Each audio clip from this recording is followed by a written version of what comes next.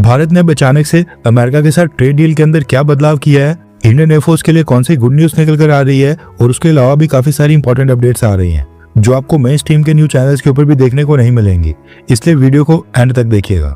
आज की सबसे बड़ी अपडेट आ रही है भारतीय सेना के लिए डिफेंस इक्विपमेंट्स को लेकर। रेफरेंस के लिए आपकी स्क्रीन के ऊपर आर्टिकल का स्क्रीनशॉट है। न्यूज निकल कर आ रही है कि आज डिफेंस एक्विजिशन काउंसिल की एक मीटिंग हुई है। रक्षा मंत्री राजनाथ सिंह जी ने मीटिंग चेयर की थी और इस मीटिंग में 114 Rafale multi role fighter aircraft purchase करने का अप्रूवल दे दिया गया है। मिनिस्ट्री ऑफ डिफेंस की जो नोटिफिकेशन आई है उस पर डायरेक्टली राफेल फाइटर जेट्स का नाम मेंशन किया गया है, जिसका मतलब है कि बाकी की कंपनीज जो इस कॉन्ट्रैक्ट के लिए F-21, ग्रिपेन या सुकोई ऑफर कर रही थी वो सब ऑटोमेटिकली इस रेस से बाहर हो जाती हैं। फ्रेंच प्रेसिडेंट इमैनुअल मैक्रोन 17 फरवरी को भारत आ रहे हैं और 19 फरवरी तक वो भारत में ही रहेंगे। अब ये देखना इंटरेस्टिंग होगा कि क्या इस विजिट में राफेल फाइटर जेट को लेकर कोई छोटा मोटा एग्रीमेंट साइन होता है या फिर इस डील को लेकर इसको साइन करने के लिए हमें और वेट करना पड़ेगा। डिफेंस एक्विजिशन काउंसिल की जो आज मीटिंग हुई है उसमें 114 मल्टी रोल फाइटर एयरक्राफ्ट के साथ साथ स्कैल्प क्रूज मिसाइल्स और P-8I maritime surveillance and petrol aircraft भी परचेज करने का अप्रूवल दे दिया गया है, जो कि हमने अमेरिका से परचेज करना है और इन सब की टोटल डील होगी 3,60,000 करोड़ रुपीज की। ऐसा नहीं है कि डिफेंस एक्विजिशन काउंसिल से अप्रूवल मिलने के तुरंत बाद ही कोई भी डिफेंस डील साइन हो जाती है। इसके बाद भी 2-3 मेजर स्टेप होते हैं। टर्म और कंडीशंस फाइनलाइज करने के साथ साथ प्राइस नेगोशिएशन सबसे इंपॉर्टेंट होती है और डील फाइनलाइज होने के बाद भी कैबिनेट कमेटी ऑन सिक्योरिटी की फाइनल क्लियरेंस ली जाती है और उसके बाद जाकर कहीं डील साइन होती है। नेक्स्ट अपडेट आ रही है भारत और अमेरिका को लेकर। पिछले 2-3 दिन से भारत के ओपोजिशन पार्टीज और कई सारे क्रिटिक्स इस बात के ऊपर मोदी सरकार को घेर रहे थे कि टेक्सटाइल और गारमेंट्स में बांग्लादेश को भारत से अच्छी डील मिल गई है, क्योंकि अमेरिकन कॉटन और यूएस यार्न से बने प्रोडक्ट्स के ऊपर अमेरिका बांग्लादेश को 0% टैरिफ चार्ज कर रहा है, जबकि भारत के टेक्सटाइल प्रोडक्ट्स के ऊपर 18% टैरिफ चार्ज किए जाएंगे। लेकिन आज भारत के commerce and trade minister Piyush Goyal sir ने अनाउंस किया है कि सेम एग्रीमेंट अब भारत को भी मिलने वाला है। रेफरेंस के लिए आपके स्क्रीन के ऊपर आर्टिकल का स्क्रीनशॉट है। पीयूष गोयल सर ने अनाउंस किया है कि हम ये एक्सपेक्ट कर रहे हैं कि जब भारत और अमेरिका का ट्रेड एग्रीमेंट साइन किया जाएगा उसमें भारत के टेक्सटाइल सेक्टर्स और गारमेंट्स के लिए भी बांग्लादेश वाले सिमिलर 0 टैरिफ एक्सटेंड किया जाएगा। हमारा फ्रेमवर्क एग्रीमेंट अभी बनाया जा रहा है और जब एग्रीमेंट फाइनलाइज हो जाएगा आप उसमें फाइन प्रिंट में देख सकते हैं। ये कहना है पीयूष गोयल सर का। वैसे अगर भारत भी बांग्लादेश वाला 0% का टैरिफ क्लॉज ऐड करवाने में सक्सेसफुल होता है तो भारत की टेक्सटाइल एंड गारमेंट इंडस्ट्री के लिए ये बहुत ही बड़ा मास्टर स्ट्रोक होगा, क्योंकि लो कॉस्ट अपैरल में तो ज्यादा डिफरेंस नहीं आ रहा था, लेकिन जो हाई एंड लग्जरी ब्रांड्स की मार्केट है उसमें भारत को नुकसान होने के चांसेस थे। और अगर सेम डील मिलती है, यानी कि अमेरिका की कॉटन और अमेरिका का यार्न परचेज करने के ऊपर उनसे बने प्रोडक्ट्स के ऊपर अगर 0% का टैरिफ लगता है तो ये वाकई में भारत के लिए बहुत ही बड़ी अचीवमेंट होगी।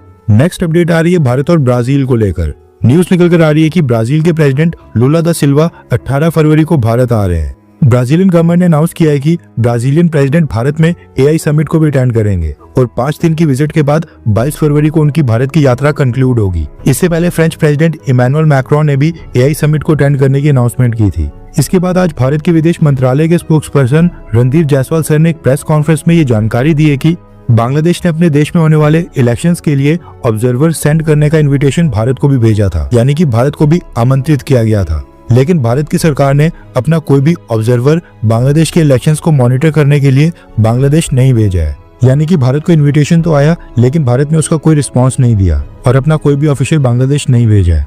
नेक्स्ट अपडेट आ रही है 15 फरवरी को होने वाले इंडिया पाकिस्तान मैच को लेकर। रेफरेंस के लिए आपकी स्क्रीन के ऊपर आर्टिकल का स्क्रीनशॉट है। न्यूज निकल कर आ रही है कि इंडिया वर्सेस पाकिस्तान मैच के लिए बांग्लादेश क्रिकेट बोर्ड के चीफ अमीनुल इस्लाम को भी मैच देखने के लिए श्रीलंका कोलंबो में इन्वाइट किया गया है।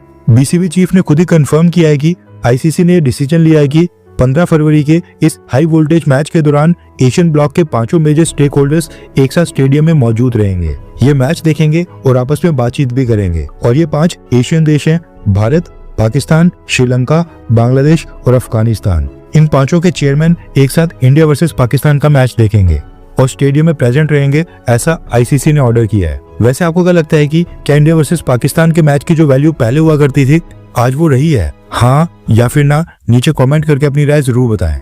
नेक्स्ट अपडेट आ रही है भारत में डिजिटल कंप्लायंस और आर्टिफिशियल इंटेलिजेंस की रेगुलेशंस को लेकर। रेफरेंस के लिए आपके स्क्रीन के ऊपर आर्टिकल का स्क्रीनशॉट है। न्यूज आ रही है कि गवर्नमेंट ऑफ इंडिया ने सोशल मीडिया कंपनीज के लिए अनलॉफुल कंटेंट हटाने का टाइम बहुत ही ड्रास्टिकली कम कर दिया है। जहां पर पहले जो कंटेंट 36 घंटे के अंदर हटाना होता था अब उसको सिर्फ 3 घंटे के अंदर रिमूव या फिर ब्लॉक करना कंपलसरी कर दिया गया है। और इसके साथ ही एक और बड़ा रूल इंट्रोड्यूस किया गया है जिसमें प्लेटफॉर्म के ऊपर जो भी आर्टिफिशियल इंटेलिजेंस जनरेटेड या सिंथेटिक कंटेंट होगा, ऐसा कंटेंट जो एआई एप्लीकेशंस की मदद से बनाया गया होगा, उसके ऊपर लेबल लगाकर ऑडियंस को इन्फॉर्म करना जरूरी होगा कि ये एआई कंटेंट है।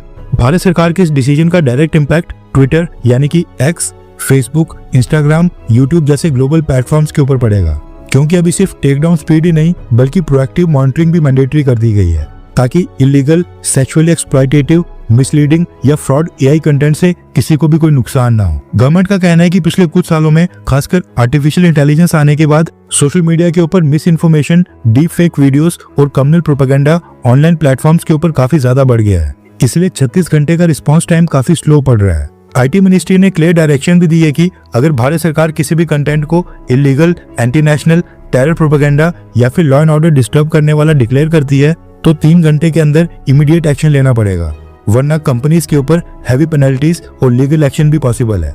अब मसला ये है कि भारत का इंटरनेट यूजर बेस 85 करोड़ से ज्यादा हो चुका है और इतनी मैसिव डिजिटल पॉपुलेशन के साथ स्पीड बहुत ही इंपॉर्टेंट फैक्टर बन जाता है।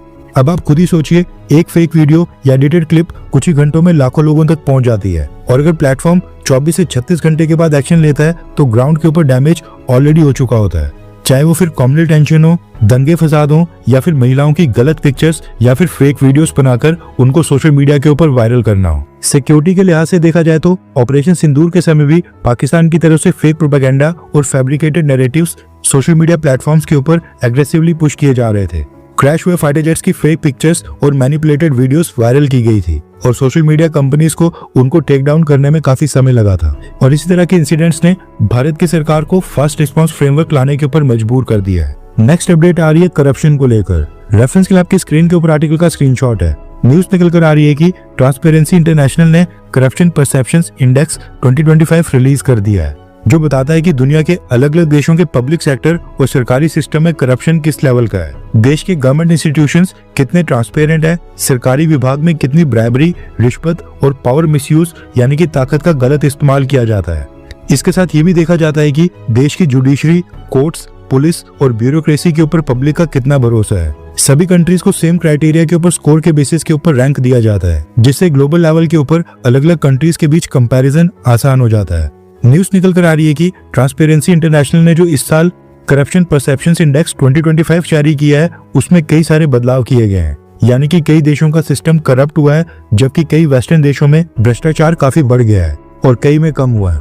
सबसे पहले बात करते हैं टॉप 5 देश जहां पर दुनिया में सबसे कम करप्शन है, वह Denmark, Finland, Singapore, New Zealand, Norway और स्वीडन।